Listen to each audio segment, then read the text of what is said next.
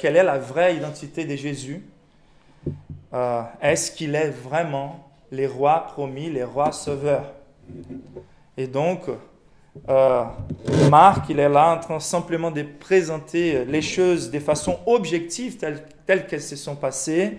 Et nous voyons devant une apparente vulnérabilité de Jésus, en même temps que Marc fait les choses de manière à communiquer clairement aussi que Jésus est en train d'endurer volontairement la croix, et donc en ayant une procédure d'un roi devant les pires des ennemis, l'humiliation, la croix, la mort, l'ignominie. Et c'est là où nous sommes en train de voir comment, déjà par la procédure de Jésus, il a la fermeté inébranlable d'un roi. Mais c'est très intéressant aussi car il a un autre aspect, un autre élément, une autre manière de structurer son rélat, où Marc va rendre encore plus évident quelle est la nature de Jésus en tant que ce roi. C'est par l'accomplissement des Écritures. Et c'est ça qu'on est en train de voir. Dans ces silences qui manifestent à la une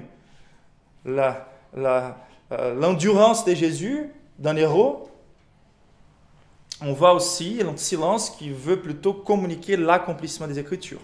Et dans ces courts relats de ces versets-là qu'on a lus, on a dans les versets 28, ce qui est au cœur de ces passages, 28, qui nous dit « Ainsi fut accompli ce qui dit l'Écriture ». Donc c'est Marc qui nous aide à voir dans ces passages que même si les hommes étaient en train de vouloir mépriser le Christ, ce qui était en train de se passer devant leurs yeux et devant nos yeux lorsqu'on regarde ces passages, c'est l'accomplissement des Écritures.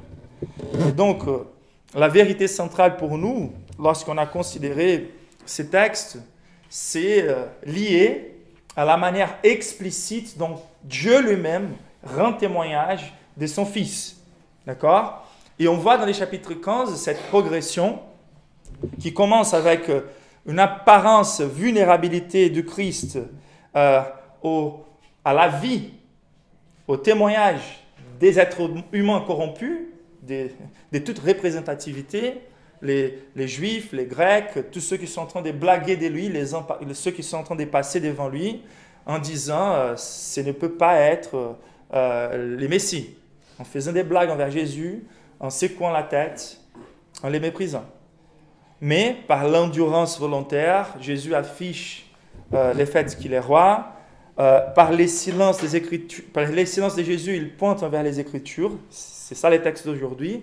Mais par la suite aussi, c'est Dieu qui va rompre les silences avec encore plus de clarté, d'évidence, de plusieurs manières. Donc ça commence avec les ténèbres à midi, donc le cosmos qui est en train de se manifester, en train de pointer Jésus comme celui qui est en train de vivre les jugements finaux anticipés à notre place, les ténèbres à midi.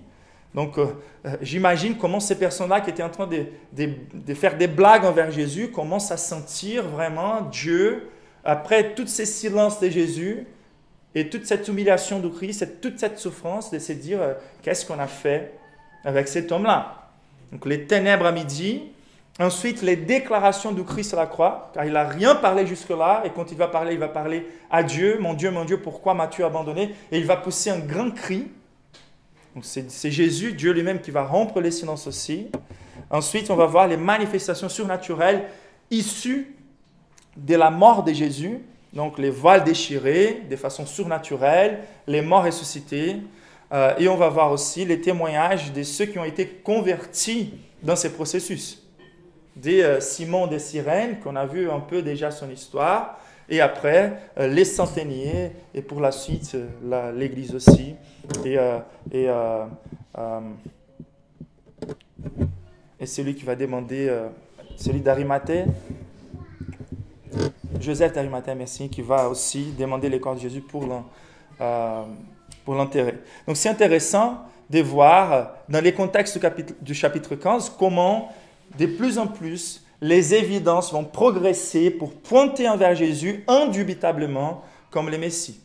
Mais donc, ce qu'on était en train de considérer les dimanches derniers et ce qu'on va continuer à considérer aujourd'hui, c'est cette section-là, avant que Dieu vienne rompre les silences dans les présents, là où les personnes sont en train de contempler Jésus, c'est de considérer comment Dieu n'a été jamais en silence par rapport à la venue du Christ.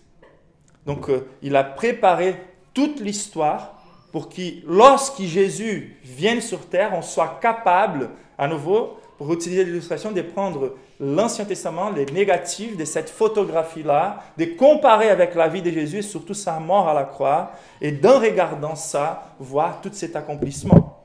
Donc, ce qui est en train de se passer devant nos yeux ici, c'est de voir que sur la croix, et surtout dans ces versets-là qu'on est en train de considérer, l'humiliation et la mort du Christ par la croix, nous sommes en train de contempler l'accomplissement parfait des Écritures, ce qui nous rend inexcusables lorsqu'on a l'accessibilité aux enregistrements des Écritures vis-à-vis à la mort du Christ. Ça veut dire que pour les Juifs qui étaient présents, ils étaient devant l'accomplissement de ce qu'ils ont dû étudier toute leur vie, qui faisait partie de leur histoire. Et les Juifs étaient un outil de Dieu envers toutes les nations. C'était un privilège pour les Juifs, bien sûr, pour leur salut aussi, mais aussi au travers eux pour toutes les nations. Et donc, on voit à la croix les témoignages des Écritures envers Jésus, et on voit à la croix un témoignage présent de Dieu lui-même envers Jésus comme le sauveur de l'humanité. Ce qui nous rend dans une position, nous tous, qui avons accès à la moindre idée à propos du Christ, nous sommes redevables par rapport à la vie qu'on va créer envers Jésus. Nous n'avons pas les droits d'inventer notre propre version de Jésus. Nous serons redevables, car Dieu n'a jamais gardé les silences à propos de la vraie identité du Christ. Il l'a montré de façon explicite, il a préparé l'histoire. Jésus est venu dans la plénitude du temps. Et donc, personne ne pourra se présenter devant Dieu en ayant les moindres accès à la parole de Dieu, de se dire, mais c'était la faute de faux prophètes qui m'enseignaient incorrectement. Ou de se dire, mais moi j'étais sincère dans mes idées à propos de Jésus. Donc, quelle est la vie de Dieu lui-même à propos du Fils? Et là, il nous donne les Écritures dans l'Ancien Testament, ce qui rendait les Juifs redevables, inexcusables.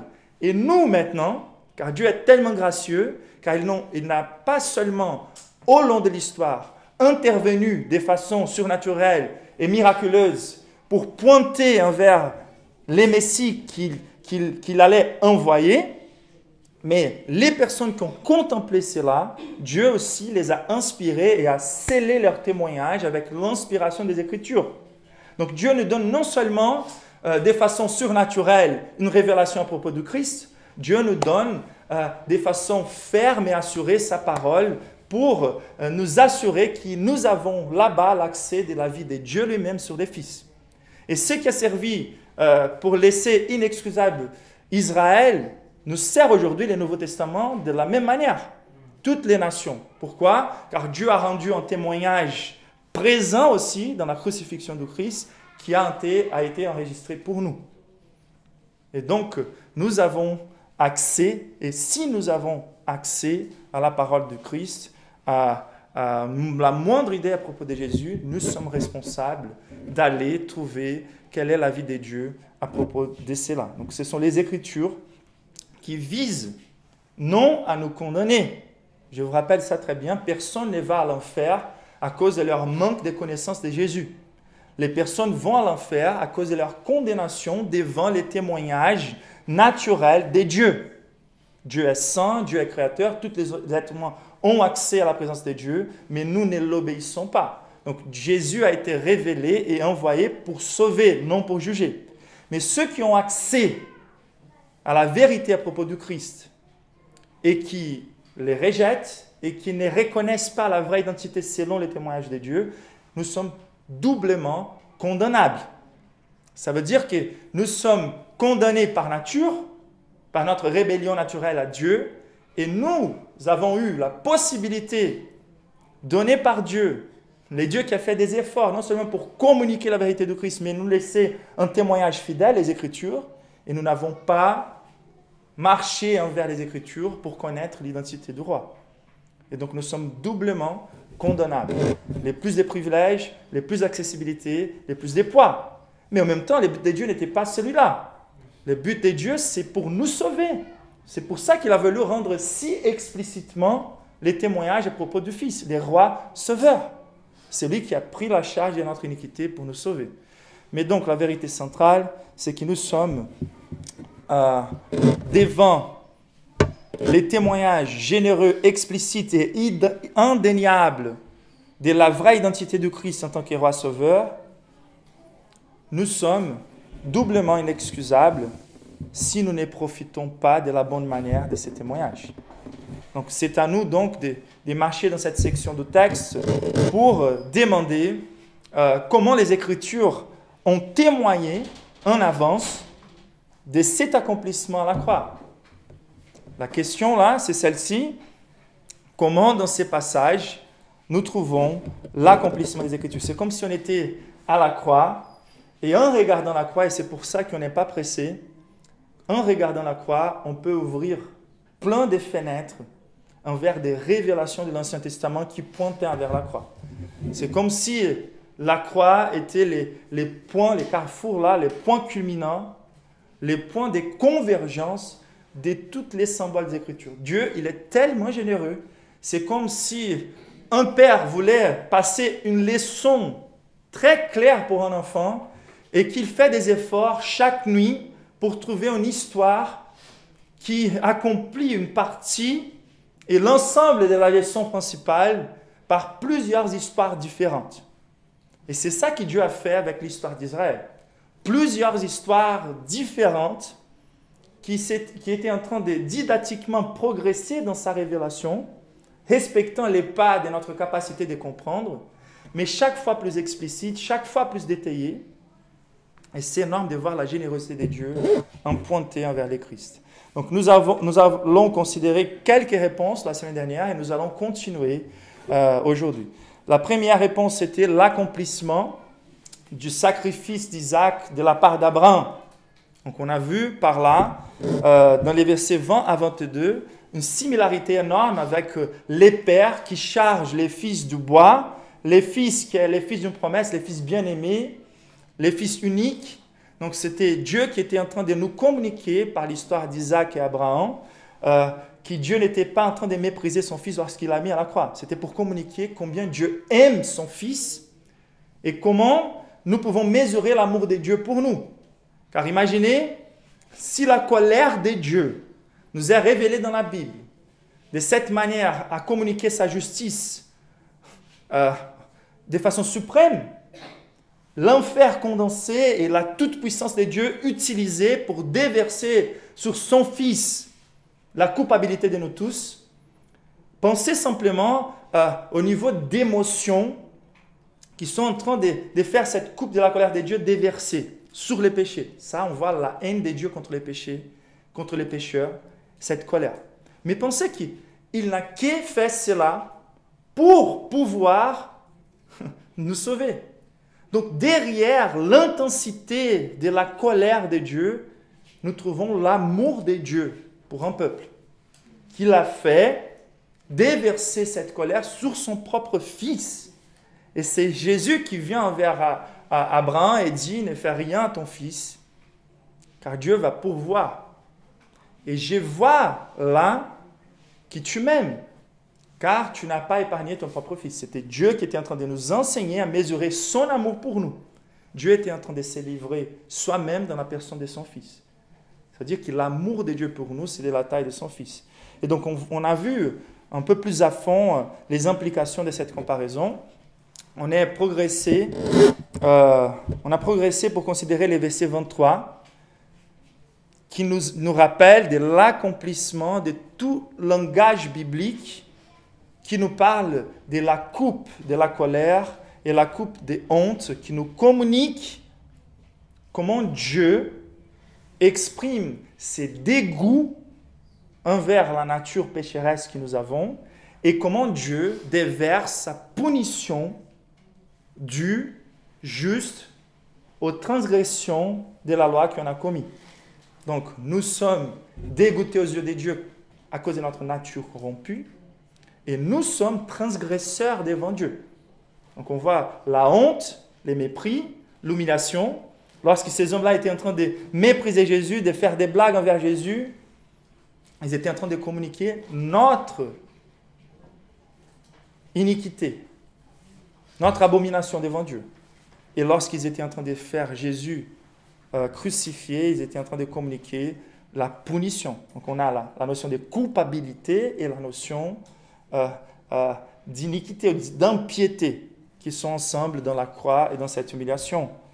Et Jésus n'a pas bu en fait ces vins mêlés à la myrrhe, car toutes les manifestations de la colère de Dieu au long de l'histoire étaient diluées. Car lorsque Dieu déversera sa colère contre l'humanité, ça ne sera pas dilué, comme il a fait avec les plaies de l'Égypte, comme il a fait avec plusieurs manières différentes au long de l'histoire. Non, ça sera à l'auteur de l'enfer. Dieu n'a jamais déversé dans l'histoire sa colère à l'auteur de ceux qui nos péchés méritent. Car notre problème n'est pas que physique, humain, n'est pas qu'un problème de réputation, humiliation, c'est un problème spirituel. Et donc, Dieu n'a fait que d'apaiser sa colère. D'apaiser, c'est différent d'expier. Expier, c'est vraiment de payer à l'auteur de ce que nos transgressions méritent. Et ça sera fait à l'enfer, où la Bible nous dit que la coupe sans mélange de la colère de Dieu sera déversée. Et c'est cette coupe-là que Jésus a bu. C'est pour ça qu'il n'a pas pris ces vins mêlés à myrrhe, pour ne pas anéantir son expérience de souffrance, mais pour boire jusqu'à la dernière goutte notre punition. On a considéré aussi, dans les versets 24, l'accomplissement du psaume 22, où on voit presque les mêmes mots en train de manifester. Les versets 24 et les versets 19 du psaume 22. Les versets 19 du psaume 22 nous dit « Il se partage mes vêtements, il tire au sort mon habit. » Si on va au verset 24, on va trouver « Ils les crucifièrent et se partagèrent ses vêtements en tirant au sort pour savoir ce que chacun aurait. » Donc, les ponts est fait entre les versets 19 et le verset 24, le verset 19 du psaume 22, mais lorsqu'on se plonge dans dans les psaumes entiers, on va voir l'écrit de la croix, mon Dieu, pourquoi m'as-tu abandonné? Exactement la même phrase. Plus ou moins 1000 ans avant la venue de Christ, on va trouver ces psaumes-là, qui est la représentation aussi du roi David, qui est celui qui est en train d'écrire. Et donc, cette notion des rois doit être attachée à la notion du grand roi d'Israël, David. C'est lui qui a vaincu Goliath, qui méprisait les peuples de Dieu, qui méprisait les dieux de son peuple. Et on voit que les symboles de David n'est pas de vaincre les géants, nos géants, comme certains appliquent, mais c'était vraiment de nous délivrer de la moquerie et de nous délivrer de ces sièges des ennemis de Dieu contre nous. Donc c'est intéressant de voir qu'ici, le psaume 22 nous a parlé de la souffrance physique, les mains et pieds percés, de la moquerie, avec des mots presque exacts, et aussi du triomphe au travers lesquels, comment au travers cette humiliation du Christ et cette souffrance physique, Jésus s'est remis à la gloire et toutes les nations allaient plier leurs genoux devant les rois Jésus. Donc c'est intéressant car tous ces trois éléments qu'on a considérés la semaine dernière pointaient vers le Christ. Et aujourd'hui, on va rentrer dans les versets 25 qui nous montrent que sur la croix et dans ces versets, c'est l'accomplissement de l'agneau pascal qui est devant nos yeux. Donc, verset 25 nous dit le suivant, c'était la 3e heure quand ils les crucifièrent. Donc, à nouveau, nous sommes devant le timing précisément marqué par Marc. Marc, dans les chapitres 14, verset 1, il nous avait montré que la fête des Pâques et des pains sans levain devait avoir lieu 2 jours après. Et regardez ça, comment c'est intéressant. Les chefs des prêtres et les spécialistes de la loi cherchaient les moyens d'arrêter Jésus par ruse et de les faire mourir. Verset 2, il nous dit quoi? Et il se disait en effet que ce ne soit pas pendant la fête afin qu'il n'y ait pas d'agitation parmi les peuples. C'est très intéressant. Il voulait éviter que Jésus soit crucifié à l'occasion de la Pâque, pour ne pas avoir agitation. Ils avaient peur, en fait, que s'ils prenaient un homme innocent comme Jésus, qui avait opéré des miracles parmi les peuples, et les peuples avaient chanté Hosanna au fils de David, ils pensaient que si Jésus était présenté devant les peuples allaient s'élever contre les prêtres, contre les scribes, pour délivrer Jésus. Mais c'est l'opposé exact qui va s'accomplir. Et par là, on voit qu'au-dessus de la vulnérabilité de Christ aux hommes qui sont en train de les crucifier, il y a les responsables ultimes pour la mort du Christ avec un timing précis, c'est Dieu lui-même. C'est Dieu lui-même qui est là en train de gouverner chaque détail. Personne, même si, comme dit MacArthur, même si toutes ces personnes-là avaient fait une réunion pour calculer exactement comment chaque moment qui a amené Jésus à la croix devrait se passer pour qu'il puisse les faire crucifier à cette heure exacte, personne n'allait avoir la capacité de s'organiser si bien que Dieu lui-même est en train de faire. Et la réalité, c'est qu'il est crucifié à midi. Et la Bible va nous dire dans les versets 34 qu'à la 9e heure, il va être crucifié à 9 heures du matin. À midi, il a eu des ténèbres sur toute la terre, verset 33. Et à 15 heures, que c'était l'horaire usuel pour les Israéliens d'immoler l'agneau pascal, c'est là on va voir Jésus écriant d'une voix forte, « Mon Dieu, pourquoi m'as-tu abandonné ?» et qui va expirer à la suite. C'est très intéressant, l'agneau de Dieu immolé, les sang de l'agneau, c'est déversant sur les bois. Et je vois la gloire de ces dieux, et on va voir un peu plus sur ça, je ne veux pas m'avancer trop, mais pour moi c'est énorme comment Jésus, lorsqu'il marchait envers Jérusalem et qu'il nous rappelle des versets bibliques de l'Ancien Testament en disant par exemple, combien de fois j'ai voulu vous rassembler sous mes ailes.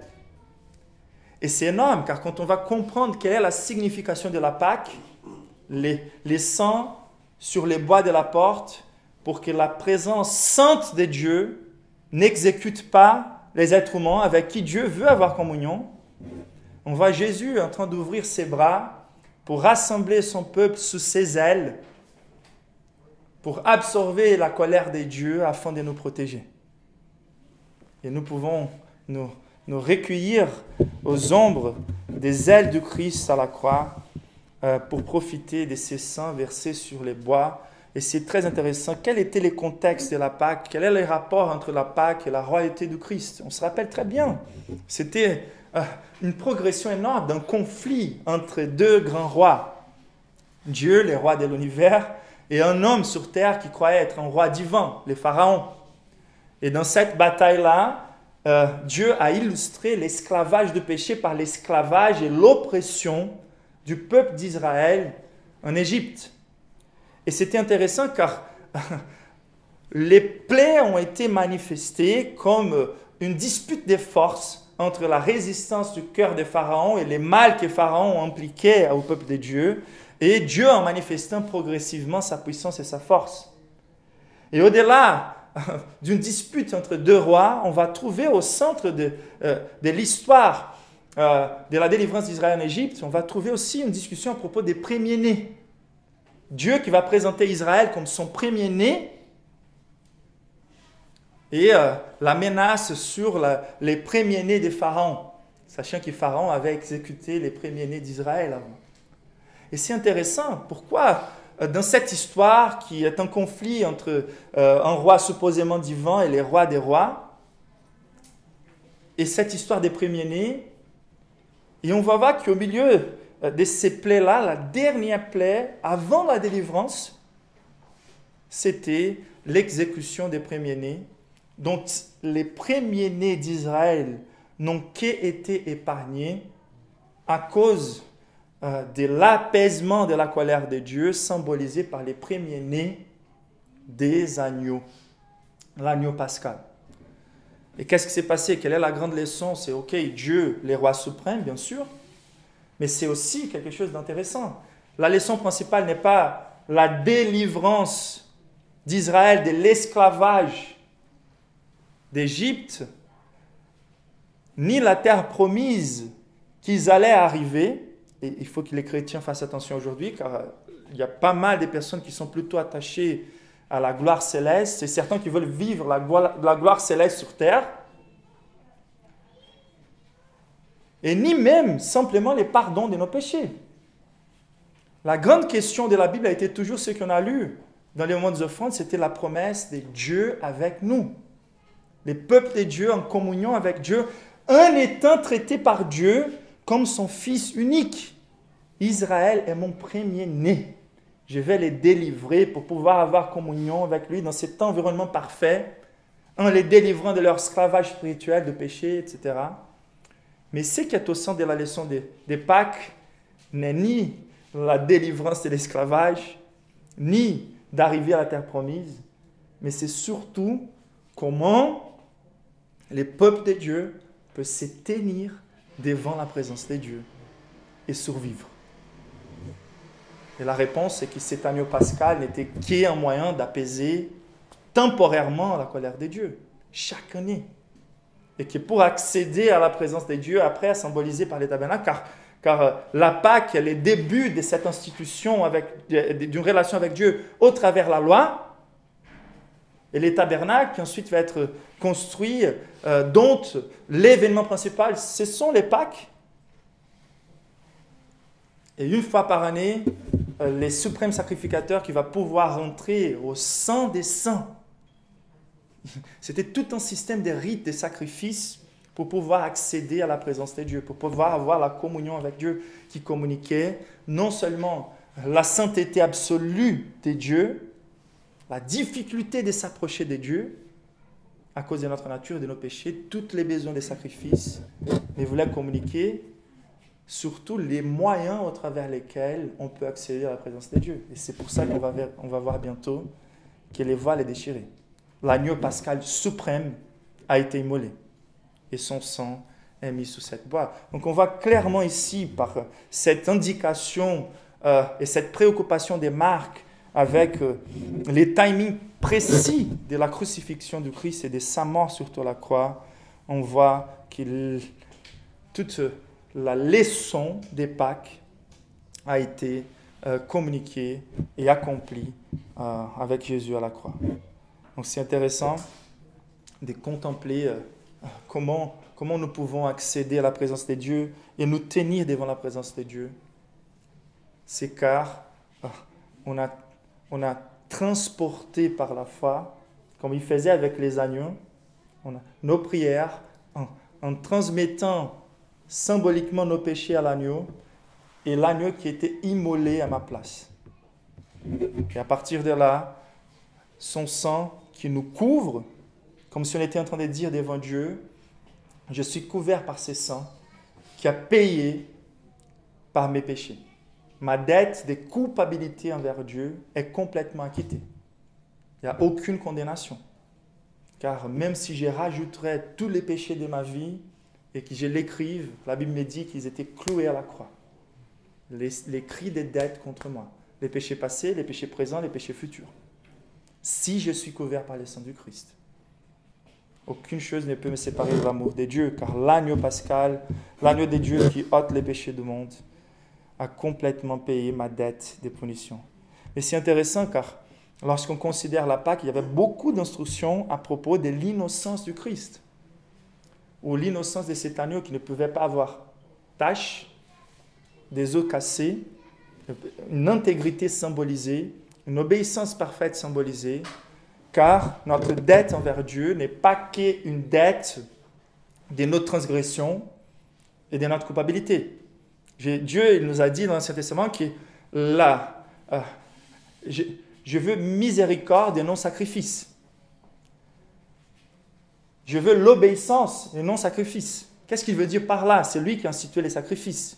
Il voulait dire que les sacrifices n'est jamais suffisant pour expier. Il est suffisant pour apaiser. Mais ces barrages de la colère de Dieu a été en train de cumuler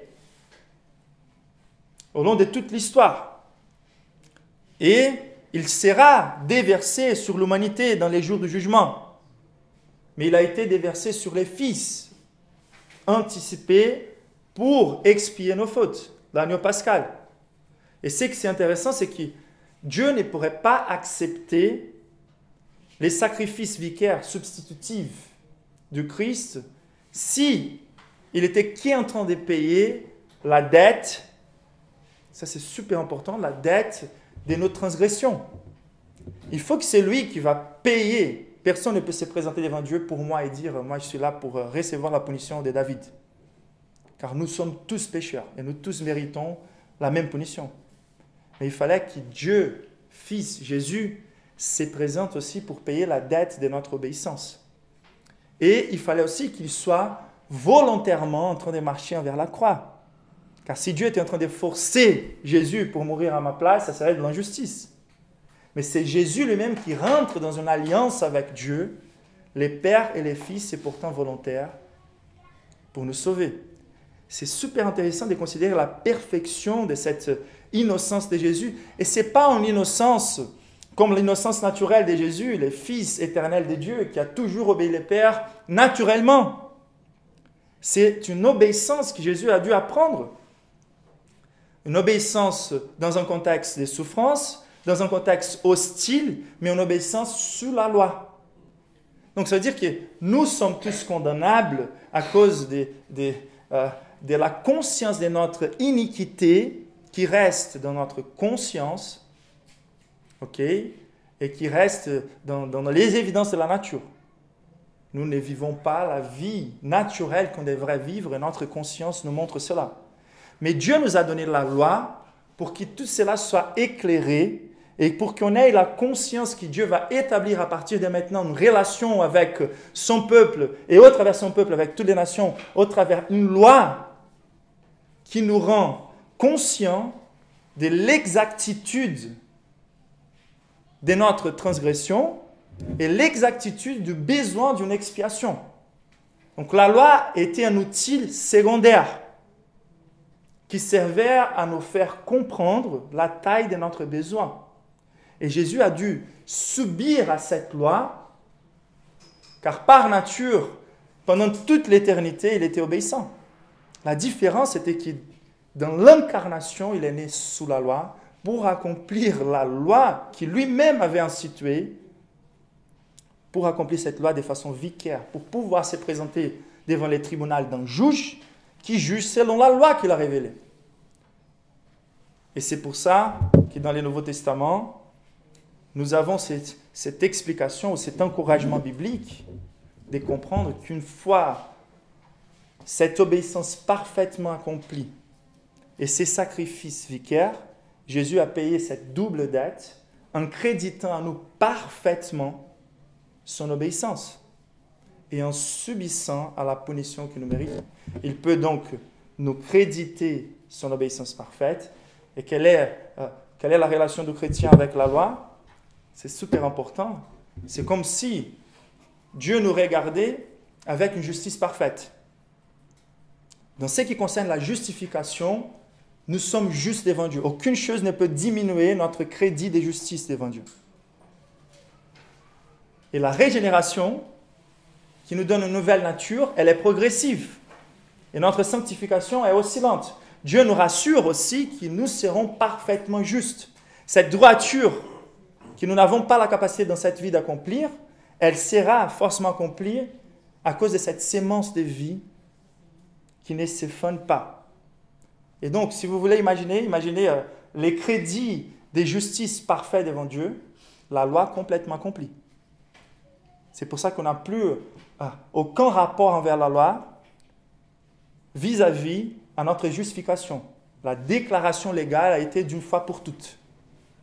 Mais naturellement, nous sommes en train de nous adapter à la nature du Fils, qui obéit à Dieu naturellement, indépendant de la loi, en conformité avec la loi, car elle est la révélation du caractère de Dieu. Et c'est pour ça que nous n'avons plus un rapport envers la loi pour notre salut. Et tout cela est communiqué par les lois que Moïse a reçues, par les lois du tabernacle, par les lois des Lévitiques, des lois qui des fois nous fatiguent, mais qui sont en train de nous communiquer les besoins de Christ et la nature de Christ. Et c'est glorieux de voir comment tout cela a été accompli. Et nous n'avons plus besoin de ces systèmes de vie accablants avec 6 ans de loi. Mais nous vivons la loi de Christ. C'est plus moi qui vis, le Christ vit en moi. Et moi, j'ai la paix d'avoir un crédit parfait à toujours devant Dieu par rapport à ma justice. Mais nous voyons aussi la dernière vérité, c'est l'accomplissement. Bien sûr, on a beaucoup plus de ceux qu'on a rassemblés ici pour ce sermon, beaucoup plus d'accomplissements de l'Ancien Testament dans la croix, mais ce sont les plus évidents. Et donc, les derniers, c'est l'accomplissement du type de Joseph par la perspective d'Ésaïe 53.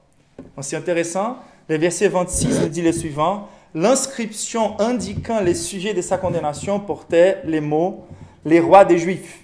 Ils crucifièrent avec lui 2 brigands, l'un à sa droite et l'autre à sa gauche. Ainsi fut accompli ce qui dit l'Écriture, il a mis au nombre des malfaiteurs. Donc, verset 28, l'objectif de Pilate ici, c'est de mépriser Jésus. Il n'est pas en train de reconnaître officiellement, voici les rois des Juifs. Pilate a fait mettre cette phrase-là pour mépriser les Juifs. Il n'aimait pas les Juifs. Il avait beaucoup de disputes envers les Juifs. Il voulait humilier les Juifs. Voici ceux que les Juifs appellent rois. Mais c'est clair qu'il nous a inséré ces versets 28 justement pour nous dire, même s'il est en train de mépriser, voyez qu'il est en train d'accomplir exactement ce qui a été dit par les versets 12 d'Ésaïe. Nous sommes là 500 ans plus ou moins avant la venue de Christ. Et nous voyons ces versets 12 de l'évangile selon Ésaïe, comme l'a dit Hugues Martin. Mais voilà, verset 12 nous dit le suivant. C'est pourquoi je lui donnerai sa part avec les grands. C'est-à-dire, ça va être les résultats futurs. Pourquoi? Car il partagera, butant avec les puissants, parce qu'il s'est livré lui-même à la mort, donc l'aspect volontaire très important dans la mort de Christ, et qu'il a été mis au nombre des malfaiteurs, parce qu'il a porté les péchés de beaucoup d'hommes et qu'il a intercédé pour les coupables. Donc le chapitre 53 entier, c'est l'accomplissement de la croix. Et vous pouvez lire et vous plonger à plusieurs reprises. Mais ces versets 12, c'était les ponts que Marc a voulu faire avec cet accomplissement spécifique de Jésus crucifié entre 2 malfaiteurs pour qu'on se lance. Il ne voulait pas résumer la liaison entre la croix du Christ au verset 12. Il voulait nous faire voir que les serviteurs souffrants du chapitre 53 entier, c'est ce qui est en train de se passer à la croix. Et donc les Messies, on va revenir à Ésaïe 53, verset 10 pour qu'on comprenne vraiment l'exaltation du Christ au travers. C'est ça que Marc veut faire. C'est de communiquer que c'était prévu et planifié que Jésus traverse volontairement les chemins de l'expiation, de l'humiliation à la croix pour arriver à la gloire. Verset 10 nous dit « Il a plu à l'Éternel de les briser par la souffrance, car après avoir livré sa vie en sacrifice pour les péchés, c'est très intéressant comment les Juifs peuvent arriver à ces chapitres. D'ailleurs, Mayra a un témoignage très intéressant. Une fois, elle était à l'école, quand elle étudiait ici en France, et elle était en train de partager avec des amis. Et elle a conduit un peu les dialogues sur sur Ésaïe 53. Et il y avait un juif entre les groupes et qui l'a dit, mais on savait accorder qu'on n'allait pas étudier le Nouveau Testament quand je serais là.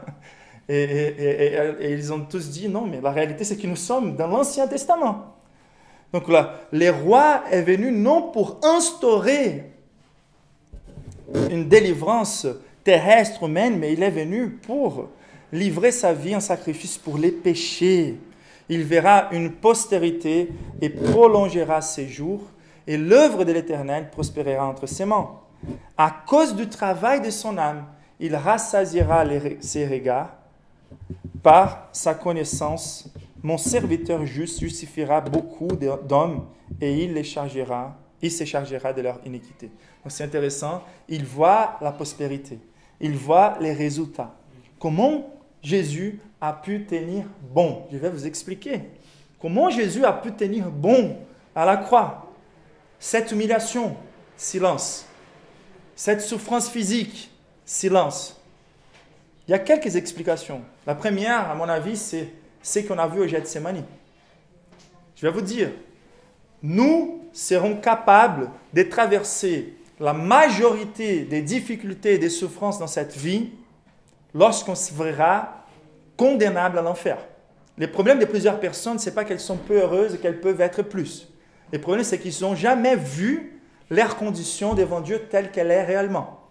De craindre l'enfer, de craindre la punition de Dieu, des déversements de la colère de Dieu sur eux. Lorsque nous voyons condamnés à l'enfer et délivrés de l'enfer, la vie est douce.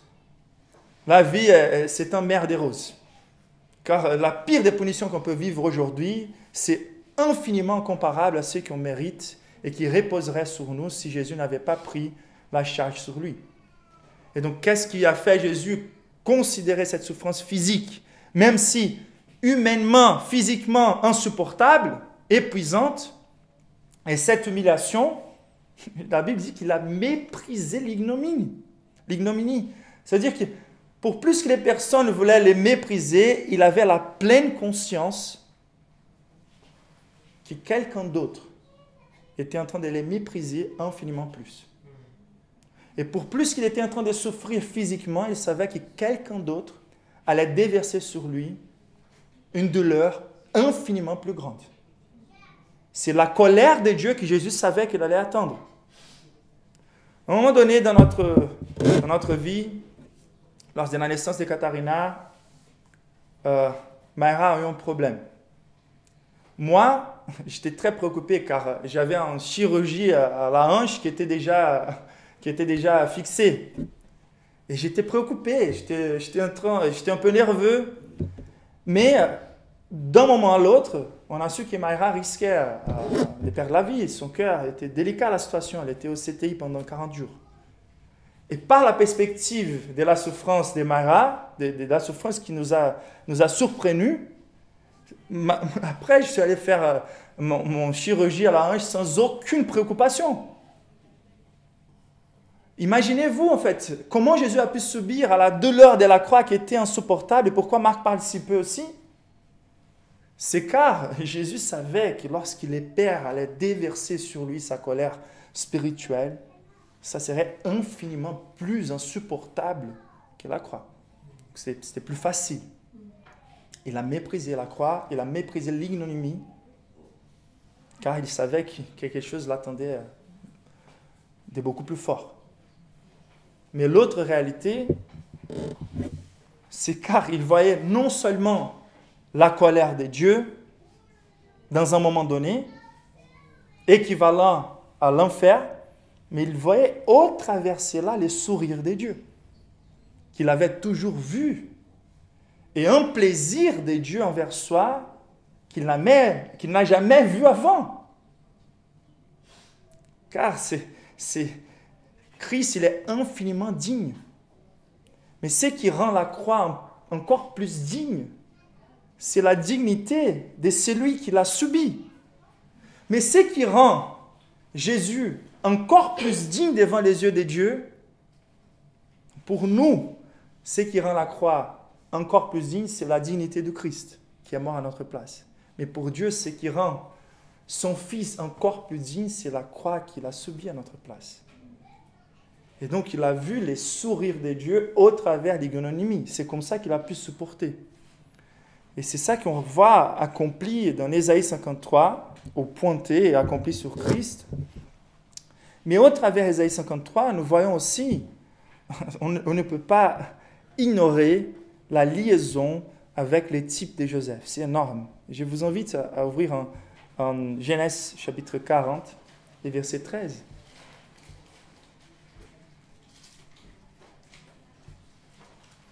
Jésus, la route de la souffrance envers les trônes. Joseph, l'innocent souffrant vers les trônes. L'innocent humilié par les siens battu par les siens, vendu comme un esclave, traité comme un malfaiteur, emprisonné étant innocent. Et à un moment donné, il est dans la prison et c'est énorme, 2 hommes sont emprisonnés aussi, qui ont une place assez élevée. C'était les chantiers des pharaons, les chansons des pharaons, pardon, et les panetiers des pharaons. Et qu'est-ce qui se passe dans cet épisode? Jésus est entre 2 prisonniers et chacun d'entre ces 2 prisonniers aura un destin différent. Joseph, à la place des malfaiteurs, étant innocent, et on trouve ces versets-là, verset 13. Encore 3 jours, c'était la réponse de Joseph au rêve de les chansons. Encore 3 jours, et Pharaon relèvera ta tête et te rétablira dans ta charge, et tu mettras la coupe dans la main de Pharaon, comme tu l'avais l'habitude lorsque tu étais son échanson. Donc c'est intéressant de voir quelques signes ici de ce qui va se passer avec les voleurs à la croix. Ok. Mais c'est intéressant de voir aussi l'intercession de Joseph, qui indique aussi les rétablissements de Jésus après 3 jours. On a cette prison qui symbolise quelque part la mort, les 3 jours pour les rétablissements. Et la demande, c'est celle-ci. Regardons. Et ce qui va se passer avec cet homme-là dans la restauration, c'est celle-ci. Tu mettras la coupe dans la main des pharaons, comme tu en avais l'habitude lorsque tu étais son échanson, lorsque tu étais auprès du roi. C'est ça comment Jésus est rétabli à sa gloire après la mort. Okay? Mais de l'autre côté, il y avait un autre homme qui était les panetiers. Et les panetiers seraient pendus au bois. Les panetiers trouveraient la mort. On voit que toutes ces choses-là peuvent se rassembler en Jésus, car sa chair a été déchirée, son sang a été versé, mais il a été glorifié. L'intéressant ici pour nous, qui montre plus explicitement la liaison, c'est les versets 14.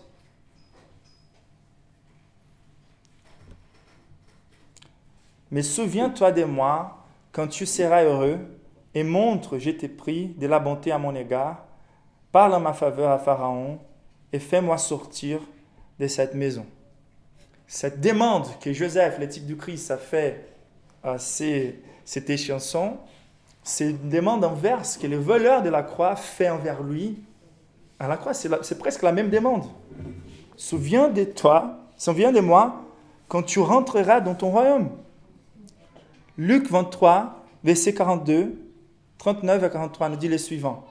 L'un des malfaiteurs crucifiés injuriait disant, « N'es-tu pas le Christ ? Sauve toi-même et sauve-nous. » Mais l'autre le reprenait en disant, « Ne crains-tu pas Dieu, toi qui subis à la même condamnation? Pour nous, c'est justice, car nous recevons ce qu'on mérite, ceux qui en méritent nos crimes. Mais celui-ci n'a rien fait de mal. » Verset 42. Et il a dit à Jésus, « Souviens-toi de moi quand tu viendras dans ton règne. » Jésus lui répondit, et c'est super, la posture du roi des rois qui dit, « Je te l'ai dit, en vérité, aujourd'hui même tu seras avec moi dans les paradis. » Les derniers moments de la vie de cet homme-là, il a pu reconnaître Jésus en tant que roi. Et c'est énorme de voir Jésus entre 2 voleurs, Joseph entre ces 2 hommes, et la même requête en apparaissant de façon inversée. Et qu'est-ce qui se passe avec Joseph après son emprisonnement? Il revient de la prison à la place de la droite du roi. Il a toute la puissance. Il est glorifié. Joseph, il est glorifié. Pourquoi?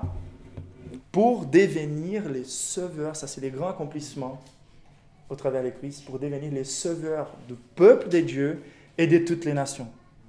C'est Joseph qui va recevoir après cette mort symbolique par la prison, il va recevoir, il sort du lieu le plus profond à la place la plus élevée. Jésus, dans son humiliation suprême, repartant ou remontant à la gloire pour être à la droite du Père. C'est seulement la couronne qui ne serait pas lui, mais toute la gouvernance. Et c'est intéressant que dans le cas du Christ, cette même chose a été typifiée et s'accomplit, car Dieu reste Dieu, mais lui, il devient le roi des rois. Il va s'asseoir à la droite du Père. Et c'est pour ça que nous voyons l'accomplissement incroyable du type de Joseph aussi pour les saluts des nations. À la fin de sa vie, ses frères viennent, dépendant son soutien, son secours, et ils demandent du pardon en disant, en se jetant ses pieds en disant, « Nous sommes tes serviteurs. » Joseph leur dit, « N'ayez pas peur. Suis-je en effet à la place de Dieu? Vous aviez projeté de me faire du mal, mais Dieu l'a changé en bien pour accomplir ce qui arrive aujourd'hui, pour sauver la vie à un peuple nombreux. » Tous ces types-là en train de pointer envers Jésus. Et nous voyons à la croix déjà l'accomplissement des nations sauvées au travers les Christ, les centeniers romains, Joseph d'Arimathée, on va voir Simon des Cyrènes, nord-africain, et on voit les nations en acte clairement en train de se convertir et Dieu sauvant toutes les nations au travers la glorification du Christ, au travers la croix. Et nous sommes en train de voir donc comment les Écritures, dans tous les sens, ont pointé. On a pointé 5 points ici vers l'Ancien Testament, mais la croix, elle va ouvrir toutes ces fenêtres envers l'Ancien Testament. Et c'est pour ça qu'on doit lire toujours l'Ancien Testament avec Christ de notre côté, par cette position privilégiée. Tout dans la Bible est à propos de Jésus et c'est triste que l'Église aujourd'hui fasse de la Bible quelque chose à propos des individus. Des individus qui veulent réduire la foi chrétienne, Jésus sur la croix, mépriser la vraie signification de Christ et réduire la croix à un moyen au travers lequel on puisse investir dans l'idolâtrie. On va envers Dieu non pour dire « sanctifié soit ton nom, que ton royaume vienne ». On va envers Jésus dans la prière plutôt pour se servir de Jésus pour remplir nos idolâtries, pour promouvoir nous-mêmes, comme si la Bible était toujours à propos de nous.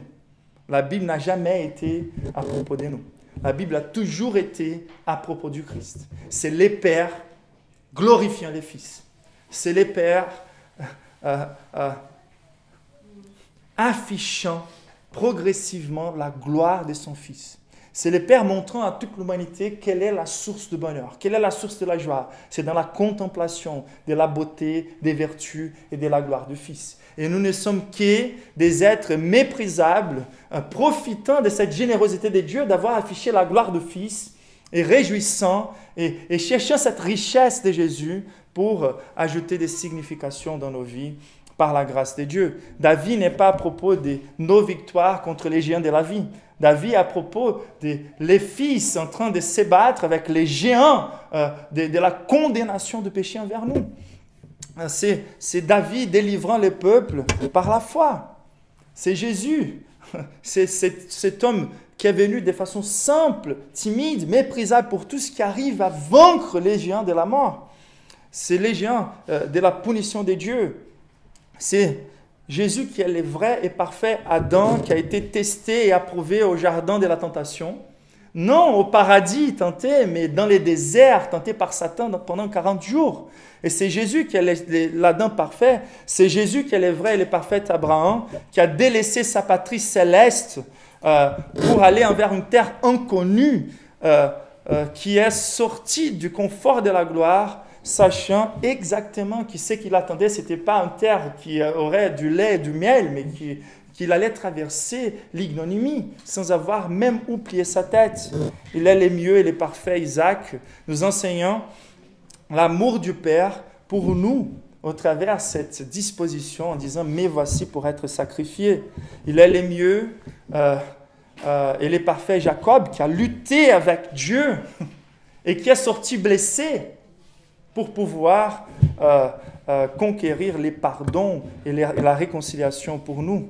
Il est le mieux et le parfait Joseph qui, à travers la souffrance et l'injustice, a été mis à la place de la droite de Dieu pour préserver les peuples de Dieu. Il est le mieux et le parfait Moïse accomplissant la médiation de la loi pour remplir l'abîme entre Dieu et tous les hommes. Il est le mieux et le parfait Job, le vrai innocent qui prend les meilleurs et prie. Il prie ainsi pour les saluts de ses amis qui les méprisent.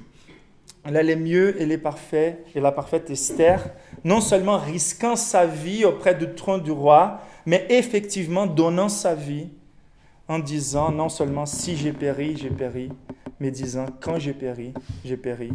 Il est le Jonas lancé dans la tempête de la colère de Dieu pour calmer la colère de Dieu contre nous. Il est l'agneau de la Pâque, les vrais temples, les vrais pains, la vraie œuf vivante, la vraie vie, les vrais prophètes, sacrificateurs, sacrifices, il est le vrai roi. Il est le vrai roi. La Bible n'a jamais été à propos de nous. La Bible a été toujours à propos du Christ, de sa gloire. C'est à lui que nous devons regarder pour trouver le salut. C'est à lui que nous devons glorifier. Nous nous approchons de la croix juste pour contempler cet être qui, de si glorieux qu'il est, qui nous apporte des bénédictions par générosité. Mais toute la Bible parle de notre Sauveur, comme nous les présente très clairement Tim Keller dans cette séquence que je viens de vous citer. L'enseignement des Écritures est que les Messies, les rois sauveurs, envoyés par Dieu, viendraient en tant que serviteurs souffrants. Il allait traverser l'humiliation de la croix, comme les chemins à travers lesquels il serait glorifié et exalté en tant que roi. Dieu n'a jamais caché les saluts, n'a jamais caché la gloire de son Fils, sa vraie identité. Et c'est à nous aujourd'hui d'être encore plus inexcusables en ayant considéré la vision de Dieu lui-même à propos du Christ et de son identité en tant que roi, et de savoir comment répondre. Est-ce que nous sommes là pour rejeter, être doublement inexcusables? Mais Dieu est là encore aujourd'hui en train d'insister dans sa générosité. La Bible elle est tellement belle car lorsque Paul arrive en 2e à Corinthiens chapitre 5, il dit le suivant: en effet, Dieu était en Christ. Il réconciliait le monde avec lui-même en ne chargeant pas les hommes de leurs fautes. Et il a mis en nous la parole de réconciliation. Nous sommes donc des ambassadeurs pour Christ, comme si Dieu s'adressait par nous son appel. Nous supplions au nom de Christ, soyez réconciliés avec Dieu. En effet, celui qui n'a pas connu le péché, il a fait devenir péché pour nous, afin pour qu'en lui nous deviendrons justice de Dieu. Enregistré dans la Bible, proclamé par l'Église. Et c'est ça la réalité pour nous. C'est à nous de reconnaître la vraie identité de Christ, d'embrasser l'identité du roi sauveur pour notre salut, de jouir par la contemplation de sa gloire et de proclamer cette nouvelle qui ne peut pas être cachée. L'évangile, il est tellement bon qu'aucune pensée humaine serait capable de concevoir. Il est surnaturel pour sa conception. Comment un Dieu pourrait être si humilié? Et même si un être humain pourrait inventer la bonne nouvelle de l'Évangile, il n'oserait pas la proposer, comme dit Hugues Marty. Car personne n'aurait le courage de dire à Dieu, Dieu, offre ton Fils pour moi, pour sauver moi, les pécheurs, pour pardonner mes fautes. Mais au-delà de rendre clair, c'est pour ça que Dieu doit vraiment être insistant pour nous convaincre, c'est car nous ne pouvons pas croire de si bon est l'Évangile. Et c'est pour ça qu'on doit proclamer, car Dieu nous a permis de contempler la gloire de l'Évangile pour pouvoir la proclamer en notre voix et en nous conformant à cette manière. Jésus a proclamé les saluts en se laissant humilier. Aucune chose ne communique plus la gloire de notre roi héros que sa capacité non de dévier de la croix, non de dévier de l'humiliation, mais traverser la croix et l'humiliation pour montrer qu'il sait, en se laissant mourir, qu'il apporte la vie. Et l'évangile doit être proclamé de la même manière. Nous proclamons Christ avec nos paroles et avec nos vies.